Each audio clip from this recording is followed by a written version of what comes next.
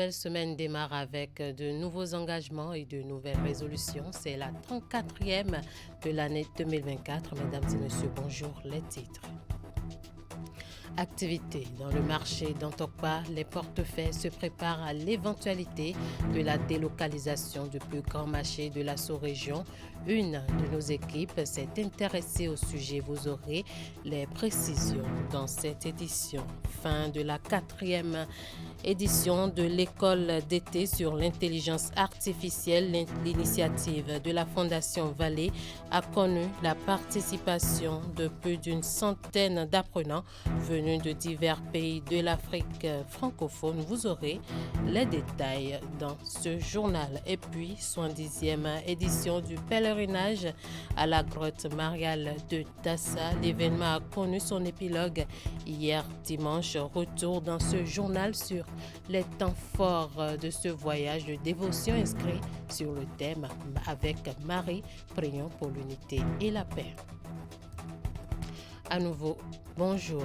Ils sont de véritables acteurs du marché d'Antokpa. Il s'agit des porteurs appelés dans un jargon plus familier posposeurs et ne sont pas épargnés par la délocalisation annoncée de ce grand marché. Une équipe de la rédaction s'est donc rapprochée d'eux pour avoir leur perception de cette décision et voir comment ces derniers s'apprêtent. Le reportage est présenté par Ingrid Day.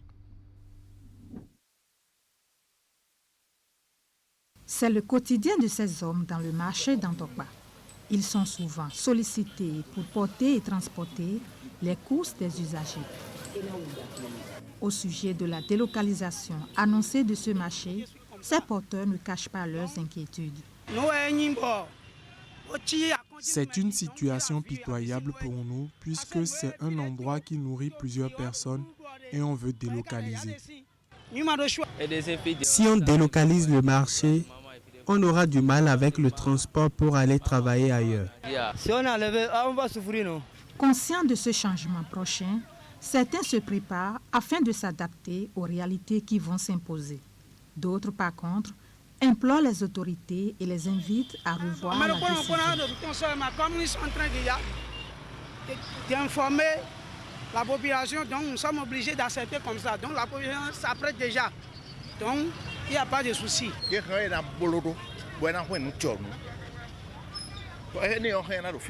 On peut réhabiliter ce marché. C'est un marché qui fait partie de l'histoire. Dans Tokpa, c'est significatif. Si on délocalise cela, plusieurs personnes vont connaître la faillite. Qu'ils revoient leur copie. Tel que les autorités l'ont dit, on accepte. Nous n'avons pas d'autre choix que de nous conformer. Président, pardon, il faut laisser marcher. Si la case marche, comment on va faire pour manger? Présenté comme le plus grand marché à ciel ouvert de la sous-région ouest-africaine, le marché d'Antokpa constitue un véritable vivier économique. Les usagers, commerçants et porteurs perçoivent donc sa délocalisation comme un véritable bouleversement dans leurs activités au quotidien. La période des vacances tire progressivement vers sa fin et bientôt les écoliers et élèves vont reprendre le chemin des classes. Au niveau de certaines artères de la ville de Cotonou, les premiers stands de vente de fournitures scolaires s'installent déjà. Pour l'heure, l'affluence n'est pas importante, même si les articles sont déjà disponibles. C'est le constat fait par l'une de nos équipes conduite par Florence Boussa. Ils sont installés un peu partout dans la ville de Cotonou, au bord des voies.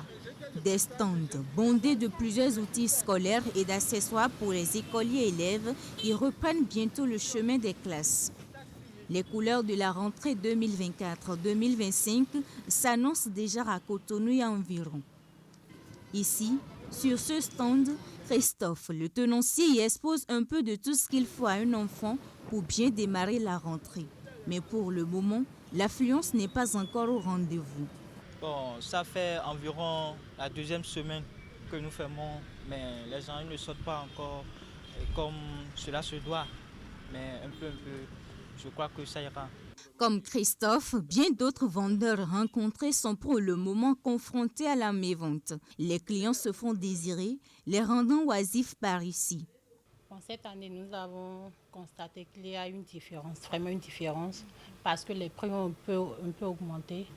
Bon, pour le moment, il n'y a pas assez de clients. Bon, nous espérons que dans les jours à venir, ce serait plus mieux. Actuellement, nous sommes presque vers la fin des cours de vacances. Donc on ne va pas remarquer qu'il y a une très grande chose de la vente. Après ça, quand les cours de vacances se terminent, c'est-à-dire quand s'annonce déjà les rentrées scolaires, c'est comme ça les parents commencent à se manifester un peu, mais c'est dense quand la rentrée commence. Plus qu'un devoir parental, l'achat des fournitures scolaires fait partie des dépenses de souveraineté de la famille à la veille de chaque rentrée. Certains en sont conscients et s'y prennent tôt pour ne pas être surpris. D'abord, je veux m'imprégner des prix qui se font ici par rapport à d'autres stands. Autant c'est la prévoyance. Vous devez savoir que, qu'on le veuille ou pas, la date nous surprend toujours. Et il faut prendre déjà les mesures à temps pour ne pas être surpris. Et là, ça va être les derniers réglages parce qu'il n'y a pas que les fournitures. Je suis venue demander les prix des cahiers pour mes petites soeurs. J'ai vu que les prix des cahiers sont les mêmes par rapport à celui de l'année passée. J'y rends compte à ma maman que c'est comme ça, j'ai vu les prix, que c'est très bon. On va se préparer et venir acheter. Conformément au calendrier scolaire, la rentrée est prévue pour le début de la deuxième décade du mois de septembre. Les vendeurs rencontrés sont pour l'heure partagés entre doutes et désespoir, espérant couler leurs marchandises. Je l'annonçais en titre, la 4e édition de l'école d'été sur l'intelligence artificielle a pris fin. Une édition qui a connu la participation de 120 seniors, dont 12 venus d'autres pays de l'Afrique francophone, avec 50 juniors des classes de 6e en 3e. Sur des bases bien acquises, ces apprenants ont réfléchi et développé leur savoir-faire sur différents projets. Suivez le reportage de Jules Cho, présenté ici par Maël Leroux-Belot. Ils sont plus d'une centaine de juniors comme seniors en provenance de 10 pays d'Afrique francophone à acquérir des connaissances sur l'intelligence artificielle. Ces jeunes ont assidûment travaillé pendant plus de 3 semaines avec des facilitateurs nationaux et internationaux assortis de retombées positives en termes de conception de projets. L'objectif de notre projet est d'assembler et de programmer le chat à bras robotisé. Basé sur une technologie d'IA, notre projet consiste en la réalisation d'un compteur d'énergie électrique. Nous avons été formés sur des sujets variés et passionnants, tels que la programmation, la robotique et le machine learning. Grâce à votre soutien généreux, nous avons pu participer à cette école d'été sans aucune contrainte financière. En 25 ans, la Fondation Vallée a remis 80 000 bourses d'études en France, au Bénin et au Vietnam. Il serait difficile de trouver une fondation privée qui en a fait autant. Elle a institué un réseau de 14 bibliothèques, dont 11 au Bénin, qui ont compté en 2023 un total de 4 millions de visiteurs. Et elle soigne en partenariat avec l'agence pénitentiaire du Bénin l'ensemble des détenus du pays, avec un total de 35 000 consultations médicales, plus prise en charge gratuite, prise en charge des ordonnances pendant l'année 2023. Axée sous la coupole de la Fondation Vallée France, cette initiative de la Fondation Vallée et de l'organisation non gouvernementale Bénin Excellence a bénéficié de l'aide à financement de la France et le programme des Nations Unies pour le développement. Je voudrais saluer de ce point de vue le choix de la Fondation Vallée et de Bénin Excellence d'investir dans l'éducation en faisant le pari de l'intelligence humaine pour contribuer au développement. Je remercie également les institutions et les entreprises françaises qui ont apporté leur soutien à ce projet. Ce sera donc l'occasion de présenter à vos parents, familles et encadreurs de manière concrète ce que vous avez pu réaliser suite aux différents enseignements reçus. Chers jeunes gens et jeunes filles, émerveillez-nous. Je tiens à souligner que cette école d'été n'a été qu'une première étape de votre parcours en intelligence artificielle. Pour rendre plus agréable cette cérémonie de clôture, un tableau artistique du club de danse des adolescents de Bénin Excellence a été présenté à l'assistance.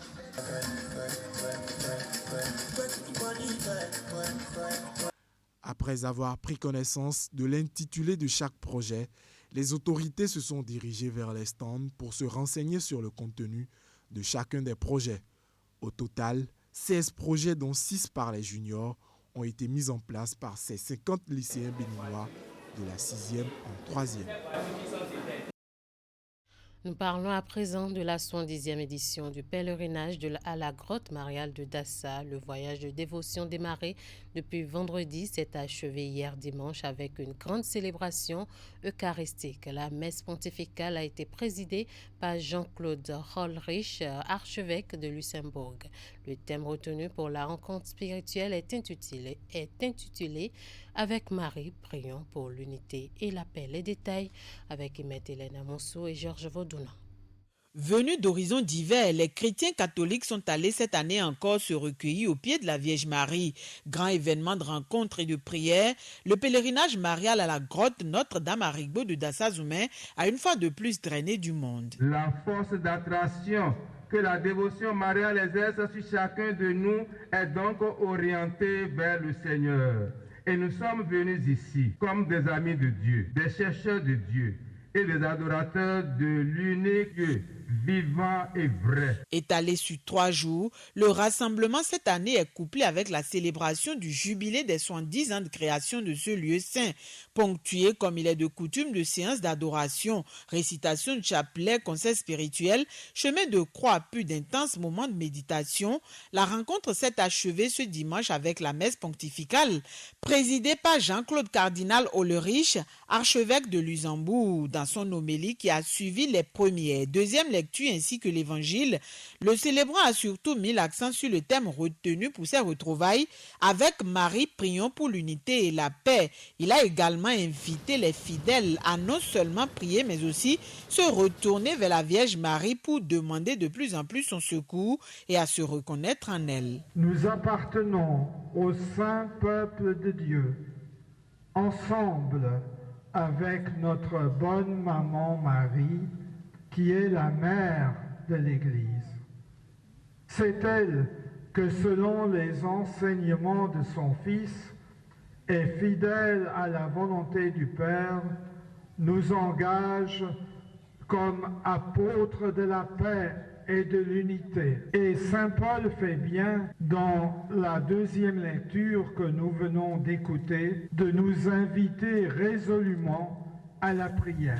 Présent pour la circonstance aux côtés des milliers de pèlerins, de même que les responsables de l'Église catholique, autorités à divers niveaux, têtes couronnées et autres invités ont aussi prié pour le Bénin et demandé au Tout-Puissant d'éclairer davantage les gouvernants. Nous sommes honorés de participer à ce grand événement d'union, d'unité, où les paroles sont très touchantes et les paroles nous invitent à nous accepter, à être justes les uns envers les autres. Avec Marie, prions pour l'unité et la paix, un thème assez évocateur. Ça veut dire que nous allons continuer toute cette année de prier pour l'unité et pour la paix. Nous allons demander à la Vierge Marie de nous unir, de nous garder comme elle le fait. Je crois que nous avons besoin de la paix au Bénin, nous avons besoin de l'unité pour que le Bénin, notre pays, soit un pays de paix, un pays uni. C'est très important pour nous. Et nous demandons à ce que les autorités aussi suivent un peu ce que se dit et que la paix puisse vraiment régner. Pour cette 70e édition du pèlerinage marial, des délégations sont aussi venues du Togo, la Côte d'Ivoire, le Nigeria, le Burkina Faso, le Niger et même la France. Tous autant que leurs frères du Bénin sont repartis, le cœur et les mains chargés de bénédictions.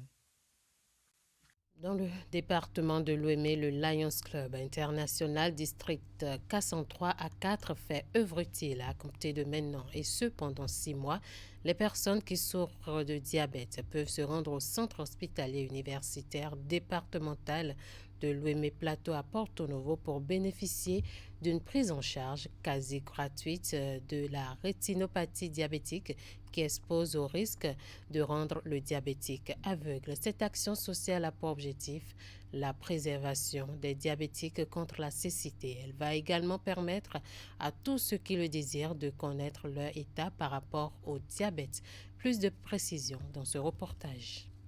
Bonne nouvelle pour les populations de Porto Novo et du département de l'Ouémé en général. Elles peuvent désormais, grâce au Lion du Bénin, district 403 à 4, se faire dépister et se faire soigner de la rétinopathie diabétique.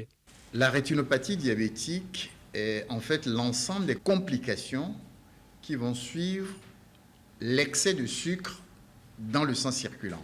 Le sucre fait que l'oxygène fait mourir les cellules de la rétine. Et ça aboutit à un certain nombre de complications qui vont amener inéluctablement à une cécité. Et il faut lancer le message que tout diabétique doit périodiquement faire un fond d'œil, dépister les premiers signes de la manifestation de cette maladie. Et la bonne nouvelle pour les populations, est en collaboration et en harmonie avec le CHUD, et pendant les 6 prochains mois, nous avons décidé d'offrir gracieusement aux populations en général. Les frais de dépistage du diabète sont gratuits et les actes sur tous les équipements que nous avons fournis se feront à 5 000 francs à l'intérieur du CHUD OP. En gros, si je me résume, un laser qui coûte peut-être à l'extérieur 60 000 se fera à 5 000 francs pendant la durée du projet. Et ceci se justifie par quoi? Les Lions Club sont une organisation humanitaire. Et une organisation humanitaire qui offre des équipements à un centre doit veiller à ce que les prix pendant la période du projet soient des prix humains, des prix sociaux.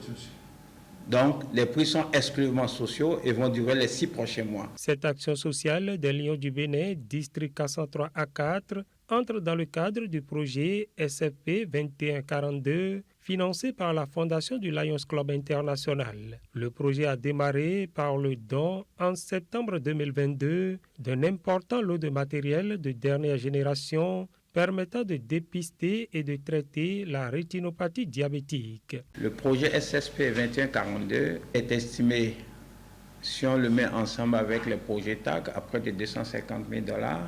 Cette phase 2 sera surtout marquée par une intense mobilisation afin de recruter le maximum de diabétiques possibles pour pouvoir les dépister. Donc nous comptons sur tout le monde pour que cette ambition de diagnostiquer très tôt les complications du diabète puisse s'opérer. Le top est ainsi donné et les populations sont attendues au CHUD de Porto Novo pour bénéficier d'une prise en charge quasi gratuite en cas de rétinopathie diabétique.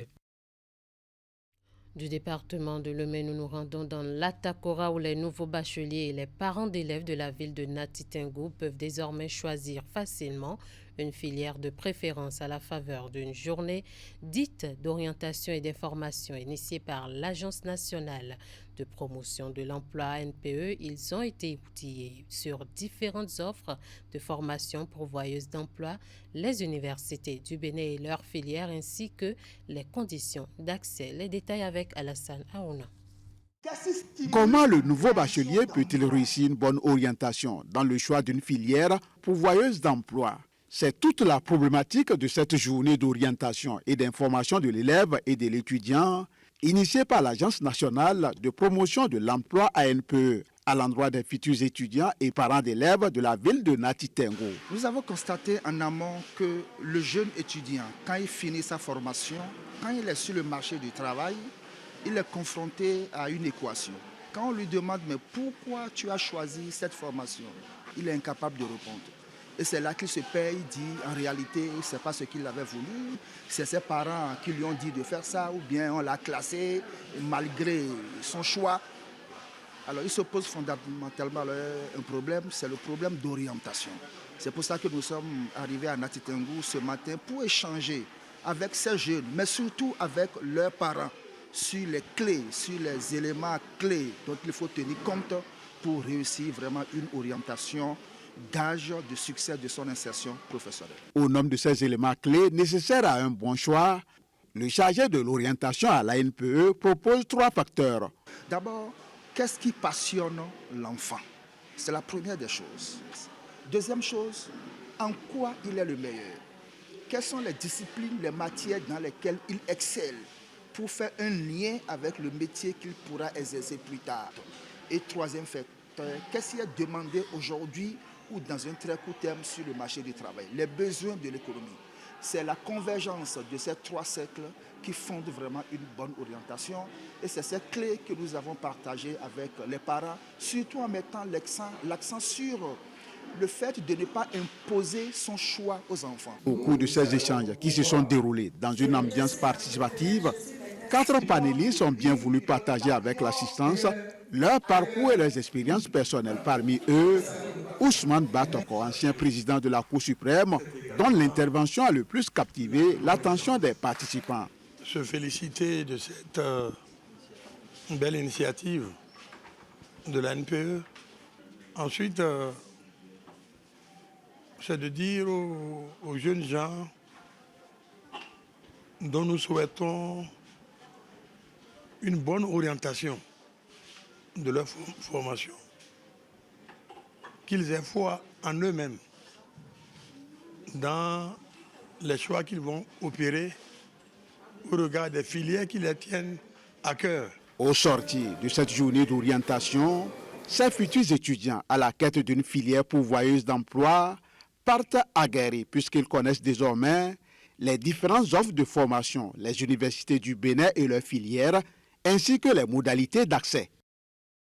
Voilà qui boucle ce 13h au Bénin. Merci de nous avoir suivis. Merci à toute l'équipe de rédaction, de réalisation et de diffusion. Passez une très bonne semaine de travail.